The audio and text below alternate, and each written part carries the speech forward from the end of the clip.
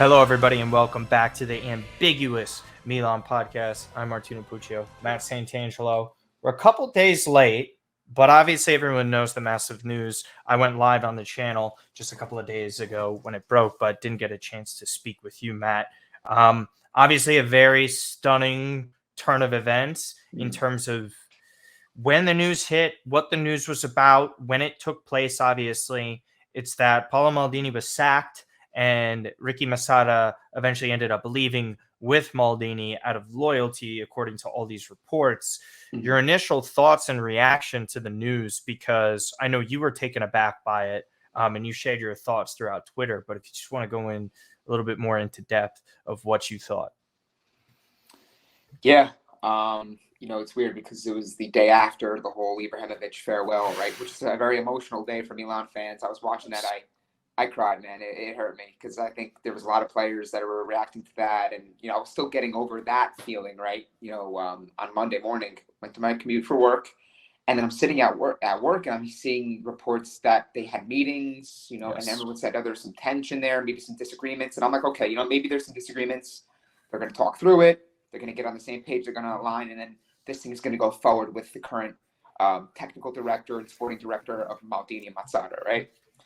And then I see these things developing, and I'm thinking, oh shit, like this might actually be happening. Like this group that helped get us to a Scudetto, that helped rebuild Milan to a team that can make a deep Champions League run, the gang is getting disbanded here, and it happened so fast. And I think that's what really caught me off guard was, the fact that it was just really a day sort of thing. But I think this decision was something that Jerry, Furlani, and everyone involved with Redbird and this new project had planned. It was calculated. They didn't just wake up Monday and say, I'm going to let go of Maldini and Massara. You knew that, right? Yeah.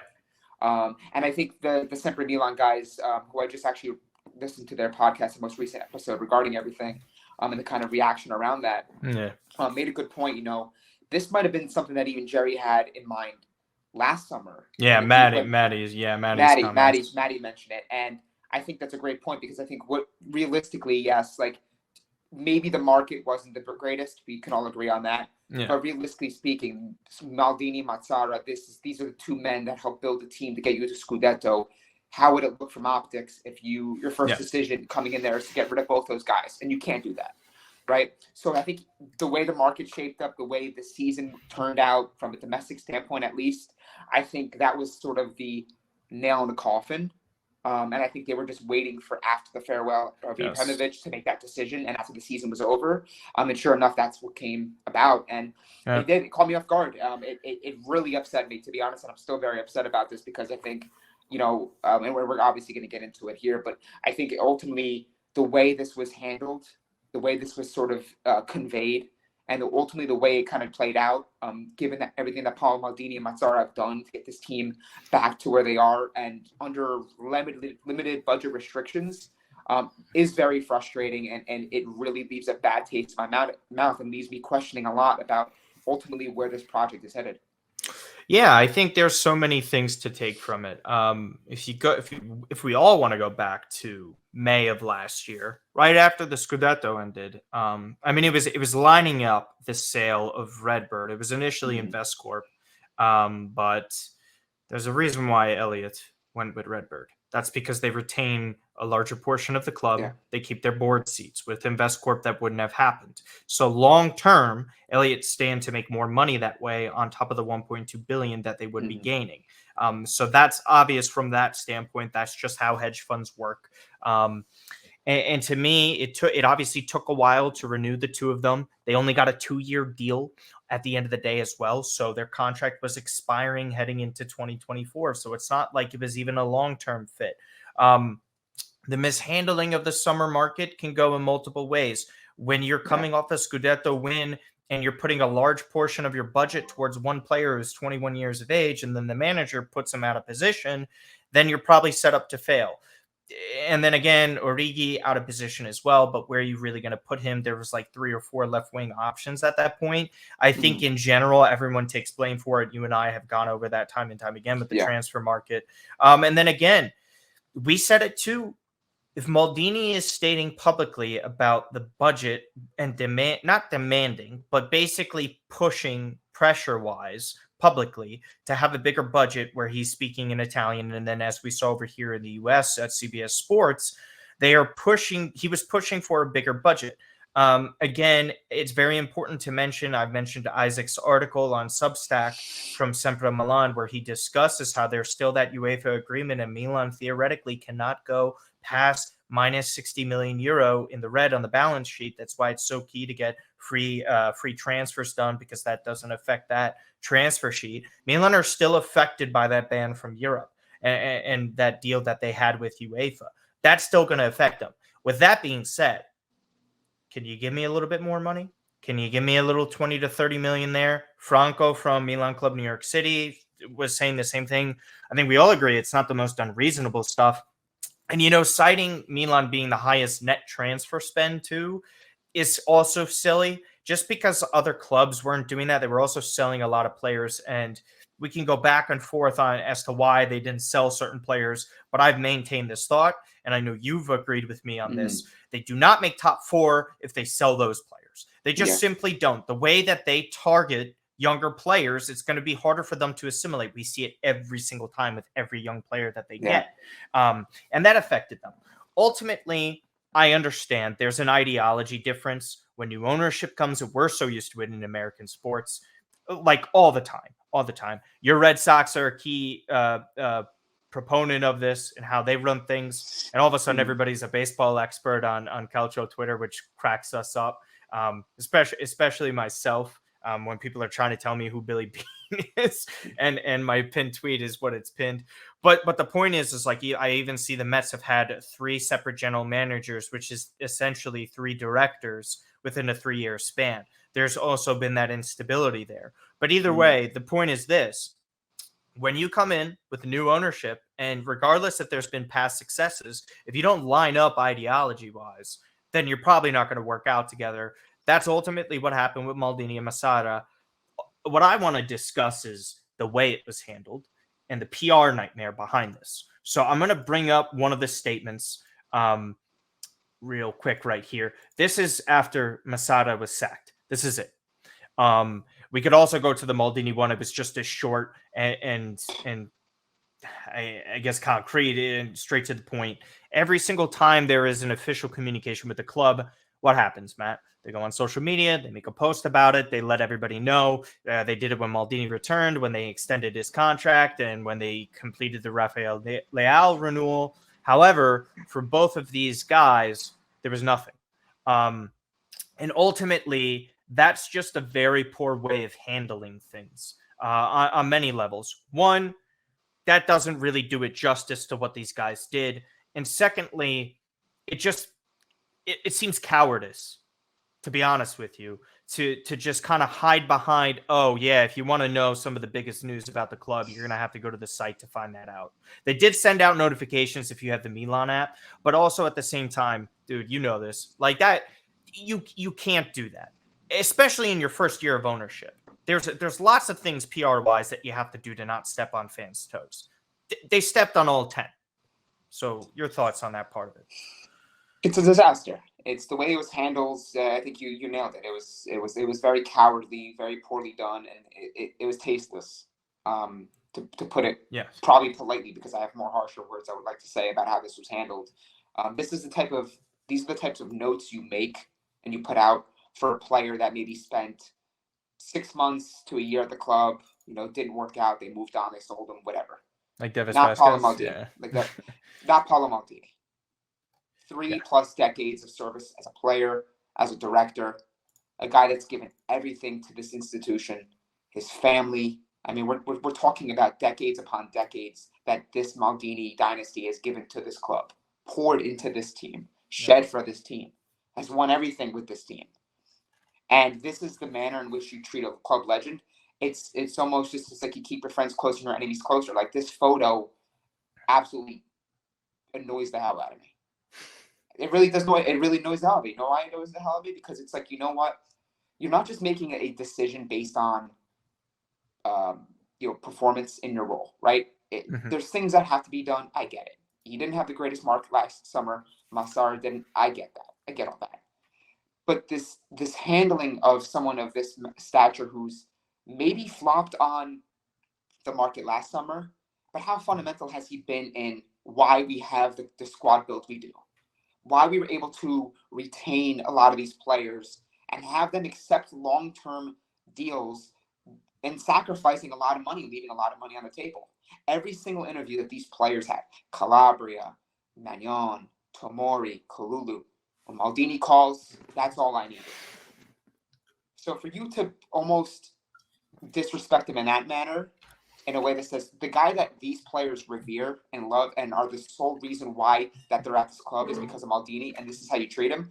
Yeah. I can't get on board with that. And I think that's when you show us this, and this is the type of decision making you put out there, and this is the type of action that you put out there, people are going to have an impression.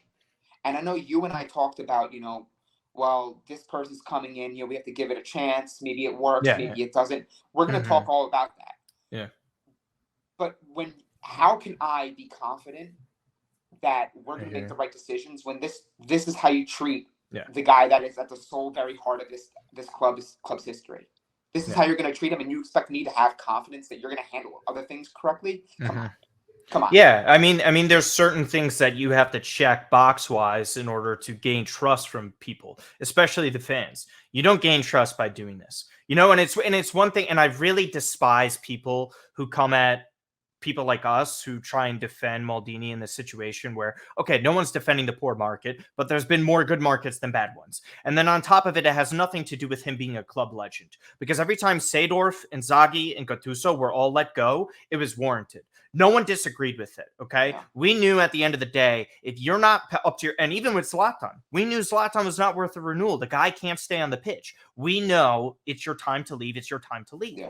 But first of all, 16 years ago was the last time this club made a Champions League semifinal when Maldini was playing, okay? They just achieved it this year. They achieved the first Scudetto in 10 years. The amount of, instability... This club was on the brink of bankruptcy.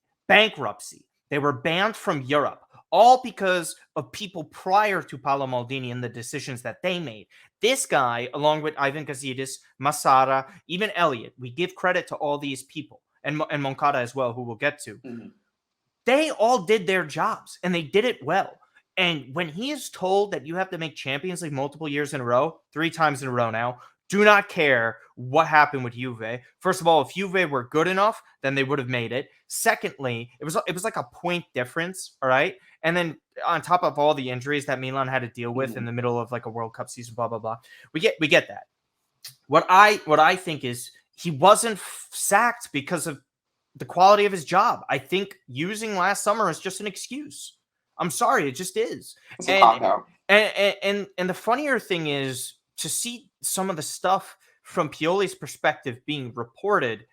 That guy, out of everybody, in my opinion, did just as bad of a job, okay, as everyone else did. There's multiple reasons why behind that, and there have been people defending Pioli, and I think that's utter bullshit, if I'm being honest with you. Because if you're going to blame Maldini and Massara for the choices that they made, then I'm going to blame Stefano Pioli for the decisions that he made, like switching the new formation way too late, keep playing Tatarusanu, over-rotating, sitting Rafael Leao in the biggest of games, especially against Sassuolo. There's so many different things, and his failure to integrate, which is ironic because we say this all the time. The reason that he got the job in the first place was because of the other manager, and Gianpaolo was refusing to play the signings that Maldini and Massara got. The second Pioli came in, he started using those players. And again, it's so funny because all the best players on this team struggled in their first year. Whether or not you think CDK is going to eventually be good for the club is one thing, but to give up on him and criticize a window after one season is so ironic to me, because everybody thought initially the bang-up job that Fasobelli did when those signings initially happened. They sucked, and then a few of the players ended up working out okay. Like Hakan was okay, Kessie was okay. But to me, it's just so funny how we jumped the gun, especially with the philosophy that the club has, is that we're buying young, promising talent for the future. Makes no sense. So then why are we criticizing so quickly then? Just come out and say it, that you didn't line up ideologically with Maldini. And the statement was weak. I think, and it's funny now because the only statement that makes it look worse, in your and Peperisha's opinion, is the Barcelona press release yesterday of what they said. But ultimately, we all disagree with the way it's handled. But now, and I will say one more thing to ask you this before we move on to Moncada and Furlani. To me, if you criticize so harshly and judge management so harshly after one transfer window, doesn't that make the margin for error this coming window very small? Because then I don't want it to happen. Nobody does. No real Milan fan wants this window to fail coming up. But Matt, in the event that it does, what happens to the management then? Because you kind of just set the precedent for what just happened. So my question to you is how are you going to judge that properly and hope that fans don't jump down current management's throat because of the way you judge Maldini's one window to this window? That's what I'm not confident. And we have such a expectation, and we have set such a bar for ourselves as far as expectations are concerned. And we've been fed, I know by Elliot Bedford, we've been fed several different things from a budgeting standpoint that, hey, more money coming in, more money being invested in the market is contingent on X, Y, and Z. Yep. Right? How many years? We need multiple Champions Leagues. We've had 3 in a row. We got a title. And a semifinal, too, because the semifinal is massive. We got all the revenues. We got the books. We've been talking about the finances. We've been doing everything right and playing and doing everything right on the field for the most part and off the field and doing right by UEFA that you just mentioned off the top to get to a position where we could finally spend and get to the heights that Paolo Maldini experienced as a player, right? And I think that interview that he had, looking back on it, I think that was the kind of the moment where I thought he was just like, I'm going to speak my mind because I think we're on a Champions League stage. He understands the job that he did. He understands how much work it's taken to get here. And he basically said, we have to understand the moment that we're in and seize that opportunity. Be brave, go on the mark, and make the right investments to get to the level of the teams that are in the competition at that stage. Man City, and maybe not spend like them, but we're not asking. Milan fans have experienced very little, very frugal, penny-pinching spending over several different windows. And the excuse has always been underperformance on the field. We're not making Champions League. We're finishing 7th, 8th. Yep. That is no longer an excuse now. Because how are you going to feed that to Milan fans? You get rid of Paolo Maldini because he wants to spend more. So now you think, by you getting rid of him, what is that going to say? That you're going to spend less than 50? Do we really think Paolo Maldini had a conversation with Jerry and he was saying, I want a $120 million budget? You know how many guys we missed out on, Martino? And how many times we talked about Romain Favre, Milan are close, $1 to $2 million, didn't get the deal done. Do you think Paolo Maldini wanted to waste all his damn time trying to negotiate for the player if he didn't really want the player and he had the opportunity to access those funds to get that? He was also told in January it was sufficient from what he had from the summer, and if he didn't want to use unused goalkeeper. That's what you gave him in a moment of crisis at the club. That's what you gave the coach that you were backing in a moment of crisis. Yeah. So for me to sit here, people say just let it play out. As a fan, I understand. How am I supposed to feel about that? Of course. And force it on the players. People attacking Magnon. Oh, the professionals, they should play. I'm sorry, but bullshit. They got one career too, and they're looking at this and thinking, "And how you're going to handle Paolo Maldini in this situation?" It doesn't instill confidence. It does not instill confidence for the future of the project and ultimately what this summer is going to hold. So to your point, the only way you're winning over this fan base now, because every single post, everything is going to be that much more magnified. Every single thing, as if it already isn't because of the size of Milan and the circumstances of Milan. They better come out with a substantial window. And what I'm seeing right now with some of their linked players, you don't think Kamada's saying, you know what? I don't know if I want to join in the pressurized situation because I look how they treated CDK. I look how they treated freaking Paolo Maldini. I look how they treat some of these players in this team. I don't know if these guys are going to be there that long. Look at Teo Hernandez's post. You don't think he's sitting there at home thinking, man, like they really got rid of Teo Hernandez, like they really got rid of Paolo Maldini. So I know the professionals, Martin. I know the professionals. I get all that. They have a job to do. They're not robots. These players have emotions. They have understanding of the stature of this club. And when they see that happen, it becomes personal with them because you're not considering their situation. You're not considering their ultimately their tenure at the club. You're getting rid of directors. I agree with that, but I also think in a sense too, and I've told people this, I think it's also under the microscope that hey, we didn't know, and this is the only way that we could say goodbye.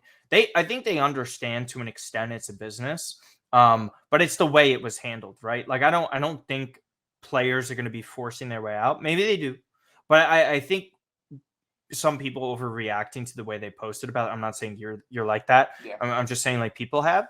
I think that comes to a point that's like, but think about it. The guy is sacked. He's not coming back to Milanello. So like you're not going to be able to say goodbye and all that. That's essentially the way they have to handle it. It makes sense. I get it. They did say goodbye to Zlatan as well. Social media post.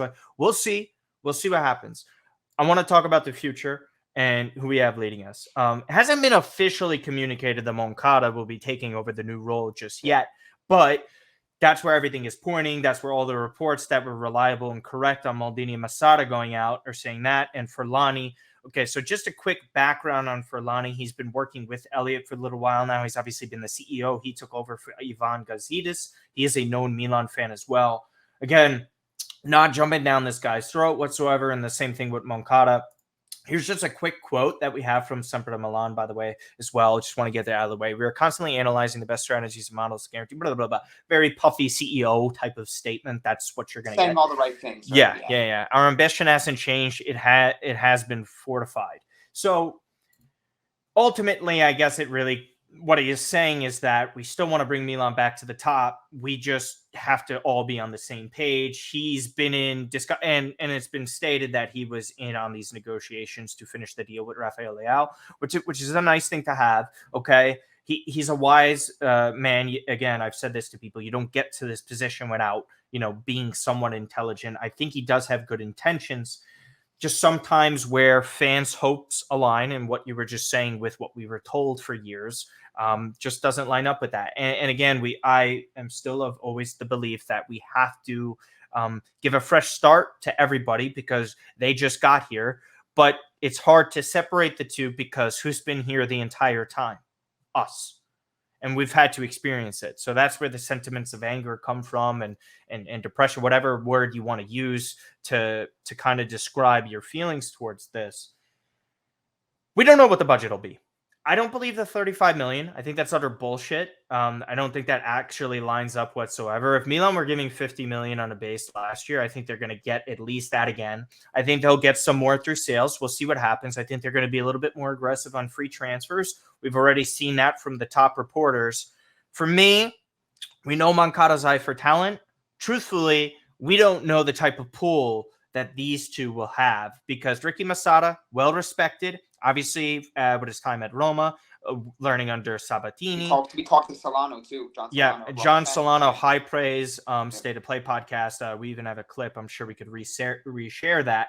But also the point is this, and you mentioned it just earlier now, the pool that Maldini has and how so many people respect him. That's irreplaceable. You can't do it. Regardless if these two are going to be good at their jobs, there's just no way to quantify what Maldini meant. And whether that's a good or bad thing remains to be seen. Ultimately, we don't know. We just don't know. There is a scenario, guys, probably not likely, but there is a scenario where these guys could hit a 10 out of 10 fucking window. And honestly, if every player stays here, if we want to put on our optimistic hats for a second, if every player stays here, Magnan stays healthy throughout the season, right? Natural regression for Napoli, especially if Kim is gone, which is likely. We'll see if other players leave. There'll still be a great team. We don't know what manager they'll have, and if Giuntoli arrives. For me, you could still add to a talented team. And if you do it correctly, there's some potential. There's some potential here. I just think what fans are rightfully upset about, and myself included, I don't want to get misconstrued by people that I'm not upset about all this, but I think there is an opportunity to do well here. Well, we'll see what happens and who they're going to be targeting.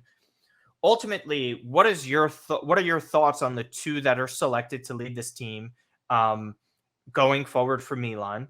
Do you like the choices? Do you like some of the stuff that you've been hearing so far in terms of like Kamada is still a thing? We'll see. That's on standby right now. The latest update was standby, but Marcio was saying yesterday the more reliable one that we've seen is that they still want to go in on him. We'll see what happens. Indika and Thuram have been the other ones. I don't believe it either. Thuram, I actually would put a little bit higher up because I think PSG is just kind of all over the place. But Indika, I think Roma and Mourinho have that pull. I think he's going to go there. Also, the fit's kind of strange. He's a 3 at the back center back. He's not a 4-back center back. But anyways, yeah, I mean, what are your thoughts with this? I think what I love most is no Berardi or Arnautovic to start. I think that's a nice direction to kind of head in. But I mean, what are your initial thoughts? Very skeptical. Okay. I'm very skeptical, and it's all coming down to money. And it sounds like the very vanilla, dry answer that people probably don't want me to say. They want something more extensive and thought out. But the truth of the matter is, I'm not naive to the fact that this is what the economical landscape of the sport is. We can say, oh, well, we have smart people in positions. We had Paulo freaking Maldini sitting at the table with a lot of these players. Yeah. And there's a reason why that a lot of them wanted to join and had personal agreements already reached. It comes down to money. Mm-hmm. It comes down to money. I don't care if you have Moncada, great eye for talent. Can he negotiate deals? Can he get deals over the line? Correct. And Forlani, he's going to say all the right things. He's putting on that nice CEO hat. He knows he's been waiting in the wings for this job. So he's going to say all the right things. Scaroni, I read his interview this morning when I woke up, saying all the right things. They're trying to. Did you like his nickname, by the way? Just a side funny point. I'm getting tired of these guys because they don't know that. They feel like they don't fully grasp the DNA of this team, and they don't understand like the weight of this team and what it means and the moment that we're in, and the fact that Milan fans still have the scars and wounds and the PTSD of a very not so distant banter era that really put this team back and behind the eight ball and really set them back for years. So when people see that, they say, this guy's coming in, he's going to go for the analytics stuff, he's going to go cheap potentially, they're going to go after all these different players, they're going to try to run it this way. It doesn't instill confidence in me. I don't have doubts about Moncada's eye for talent. I don't. But for people to say, well, they're going to look at it more analytically driven, their entire scouting department, the guy I know that works specifically underneath Moncada from an analytical standpoint, these things have been instilled in their recruiting and scouting process before this whole of course. Exactly, yeah. Look at the guys they were going after, Manu Kone from Toulouse. They're going on after Romain Fabre. They're going after all these players on the cheap, Simakin. James Horncastle's article with The Athletic literally detailed all of this and how Maldini and them scout. Yeah. This isn't some sort of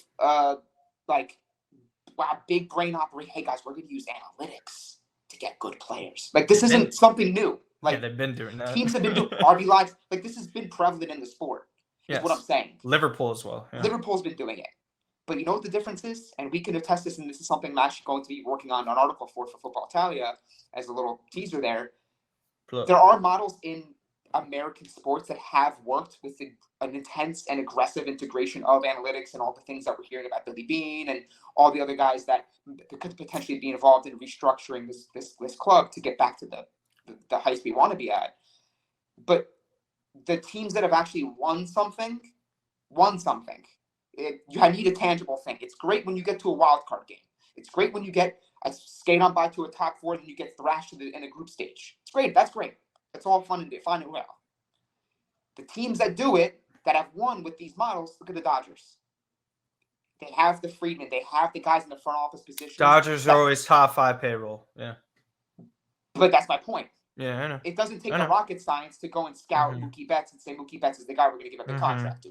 The fact of the matter is, I can go and scout Martina Puccio being a top 5 player, a top 5 young talent out of nowhere. The club is going to say, well, we know he's good. Yeah. We want $30 million. Can you spend $30 million? No, then we're kicking the can down the road. It doesn't. Exactly. The budget needs to be heightened. $50 million in this. Well, to reach the goals that Milan want to reach, which is like what they constantly say, and that's just like. And again, I don't even want to hear anything about stadium talk. Either you do it or you don't.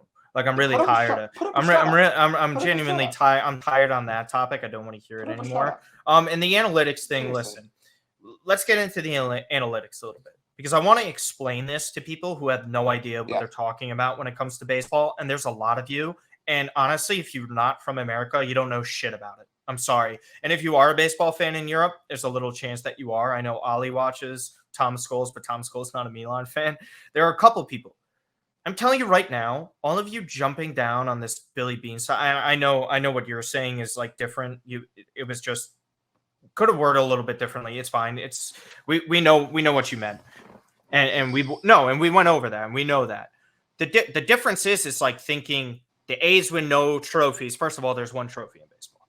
Okay, so there's one trophy. First of all, what the fuck are they supposed to win? If you really know all about the Oakland Athletics and the way things are run over there, okay, the owner doesn't even want to invest whatsoever. Okay, sounds like our ownership. No, I mean, listen, they are a top wage bill, and they do pay their players, and they don't let them walk out the door. Every single time that a player they have re-signed their guys, we have to give Redbird that. We have to give them that. The Oakland Athletics refuse to extend anybody. Even the guys that are pretty good, that are inexpensive, like a Sean Murphy, for example, guys, who's a catcher, just say, whatever, like he's top 5 in his position in the sport. So we would go with Rafael Leao. It's not to the same extent money-wise, but the Oakland Athletics don't even want to keep a guy like that. They want to send him away and keep punting things further down in the future. They refuse to want to build a stadium there. Fans don't want to show up because they know the ambitions are worse than anything that they've ever seen. This is on pace to be the worst team of all time in the modern era, which is very, very, very hard to do because there's never been as many good players as there are right now in baseball and sports in general. That's just the way it is, the way things advance. Just because Billy Beane is joining doesn't mean they're not going to win anything. I think that's stupid. And secondly, with that, first of all, Billy greatly overachieved. Like, greatly overachieved. And also, Billy isn't under the ideology. Like, if Billy was able to keep Jason Giambi, so at the time, Jason Giambi, one of the best players in the sport, an MVP candidate, we know what an MVP is in Serie A, so I don't have to explain that to you. Their priority would have been to have kept him. Billy, if he has the choice, keeps the top player because he knows that. Just like you mentioned, Mookie Betts, LeBron James, the best players in the sport. You don't need to go to analytics for that. What analytics basically are is when you're dwarfed with resources and you're in a tough situation. We went through it with Zaniolo at the time back in January, and like the difference is if a player is relatively undervalued in a lot of statistical categories that someone might not like. And Alexis Salamakers is literally the epitome of this, where the average top team like Chelsea, who probably doesn't use analytics that well, where they're just like, oh, we have cash, top talent, here you go. That's the way they do things. The way Milan do things, they can't do that. Because what did you just say? Are Milan able to shell out 60 million for Sesko of Leipzig? No, they're not. So they're going to have to look at the other options like a Lazatic, where they're like, okay, this guy is pretty talented from Red Star. He's for $5 million at around the age of 17. What can we hope to expect from him? Do we think some of the attributes that he has now statistically that we can take from in that league that he plays in, can we project moving forward that he could be a guy that could be worth 40 to 50 million? Turns out so far the answer's been no, he's still a teenager. But that's the point. That's the ideology. Adding someone like that who is not essentially the godfather of analytics in America, he's one of like the pioneers, I guess is the best way to put it. He's not a negative. He's not a negative, okay? People have to understand that. I think the negative would be if Jerry runs the team like Steve Fisher, where he guts everybody. Then you could do that. If some people want to think that he's going to be selling a Leao and turn profit and just get the young guys in and they never want to keep the core together to actually try and win stuff. They don't want to be run like Dortmund or a Portuguese club. That's ultimately what fans are terrified of. And I get it. But just because you had Billy Beane doesn't mean that's the case. That's what I'm getting at. And I think that's unfair to him. I think that's unfair to the entire situation. I think it screams ignorance about that. But yeah, I don't know. I'm skeptical like you. I'm going to give them the benefit of the doubt because that's always what I do and try to do. But on your confidence level, heading into the market on a scale of 1 to 10, Matt, what is it? What's our budget? It's the fact of the matter is, Martino, let's say base 50 million. 50 million? So say that, yeah. 6. Without sales. Yeah. 6. We had Moncada. That's higher than I thought. We had Moncada last summer. Yes. Now I have to rely on him to make negotiations happen. And just to say, Furlani's supposed to be at the forefront. I know what you're saying, though. If we don't get another director in there that might work with him in some capacity, who knows? Yeah. So now you're thrust. It's one thing to be the guy behind the scenes that just picks out the names and says, "Hey, Maldini, I think these are the guys. Here's a report of 10 guys I think that could be options for us in the attack. Here you go. Go do your thing." And if they fail, no one's going to really say much about it to Moncada because, he's just giving you the names. Whether you want to go pursue those deals yourself is a whole other conversation. Yes, 100%. Yeah. Now he's the man that has to own the marketing. Own the market, right? Yep. So if we get 5 guys in there, this is Milan. This isn't Monaco, right? Where if you pick 4 guys and 2 of them hit, job well done. That's all I'm saying. That's all I'm saying. Okay. And Furlani you've been more impatient for a very long time. And Furlani too. Again, they're all going to say the right things. People are going to be, of course, blinded by it. Maybe others not so much. Because I think for me, we've seen a lot of talk to paper over the cracks to help soften this whole situation and put Milan. Guys, we'll take care of it. We have this new vision. They're all giving these extensive interviews to Gazzetta, Tutto Sport, and Corriere della Sera. They're going to give their nice thing because they're trying to extinguish the flames of what's happening. Of course, yeah. Of course. Until I see tangible players and until I see us not penny pinching and nickel and diming a winger, God forbid we spend $2 million more to get a winger that we need. God forbid. And there's nothing wrong with taking on an extra 2. Yeah. To do it once. We've missed on so many guys because they don't see the player worth 14. They only see him worth 13. Are we going to do that again? I don't know. I don't know. All I know is Paolo Maldini and Massara have gotten 45 to 50 million since that 90 million market in 2019 that we backjumped Paolo with 90 million, and all the players that were on that summer haul are still here for the most part and were successes, and he's gotten significantly less to work with, and we only turned it into 3 Champions League appearances, a semi-final, and a title. I have tangible proof that Maldini could lead a team and get a team to win something under Massara with a limited budget. I got nothing for Moncada, and I got nothing for Furlani. Furlani came from Lehman Brothers and all these things. Smart guy. He can be very smart. He did help negotiate some deals over the years. Okay. We will say that. I know. I'm just trying to be fair. Yeah. We kind of were trying to flirt with this path with Rangnick, right? Analytics, all these sorts of things. And this isn't for me to say they don't have a spot in the sport. They don't have a spot at AC Milan. They're a tool. We can integrate them. I get all that. The fact of the matter is those teams that know they have an asset, they're going to say 20 million, take it or leave it. Because they know someone else is going to pay it and is going to have the money to pay it. If we're not going to do that, then I don't care who you scout. I don't care if you scout Enzo Fernandez. Wonderful. Good job. It doesn't matter to me if you don't get the deal done.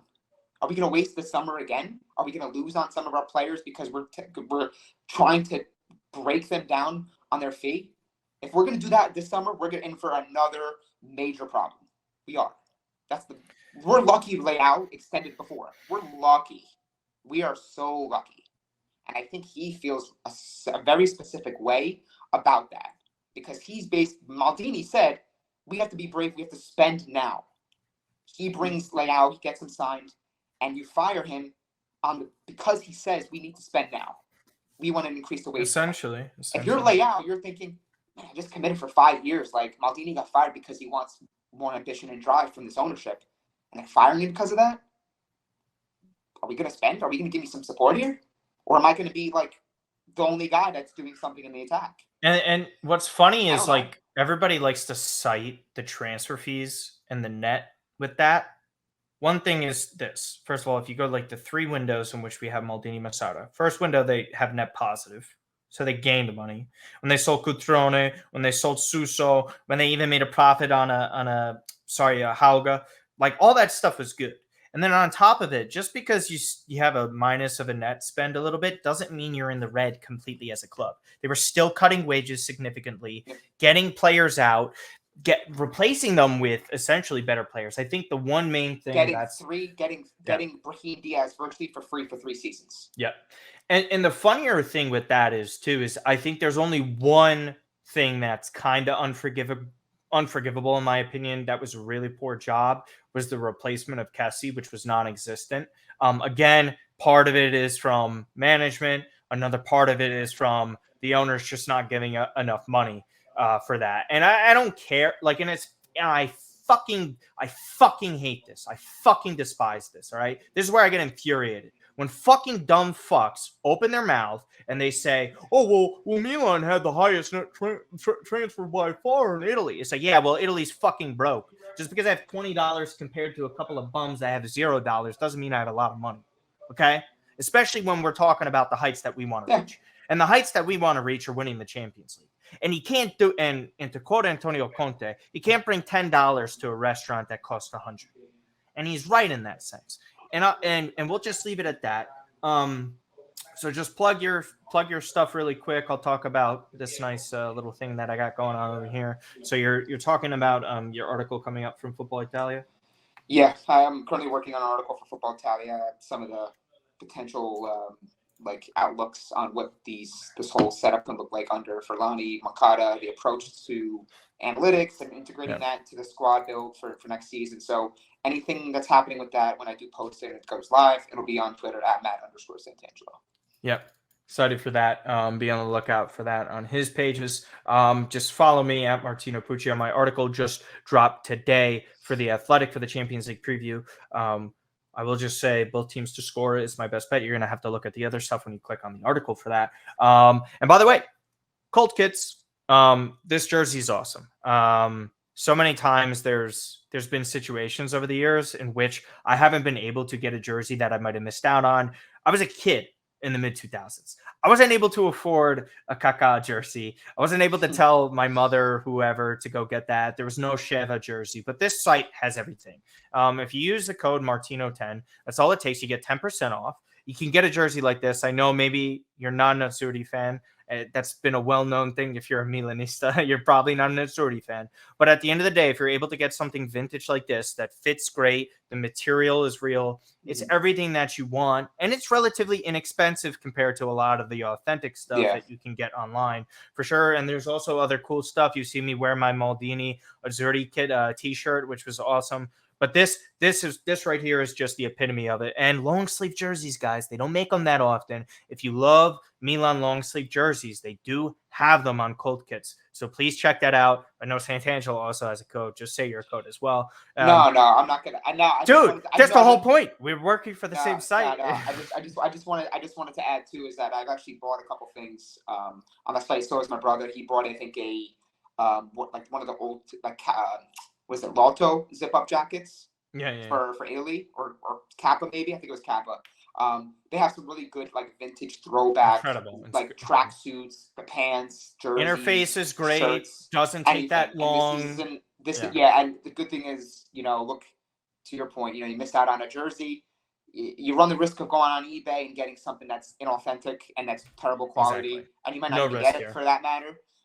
Colt Kits, authentic, great quality. Very descriptive on the quality. So if it's good, it's great. They'll let you know. And it's priced accordingly. You get that 10% off if you use Martino's code. Yeah, and then again, bigger bundles get you a discount.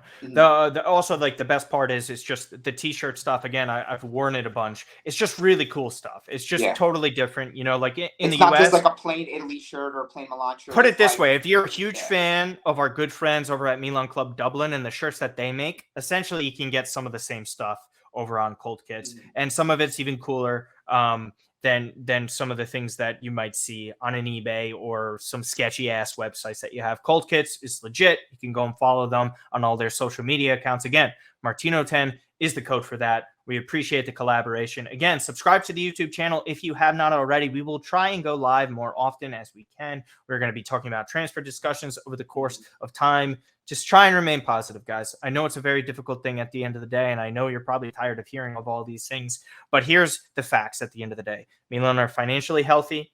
They're not as broke as they were years ago. And you know what? They do have a lot of talent on this team. So maybe there is a decent window upon us. We'll see what happens. Stay tuned for all the content coming from myself and Matt. And again, also look at all the stuff on Sempre Milan as well. Those videos, doing a lot of great work over there as well. We appreciate you guys, and we'll see you next time.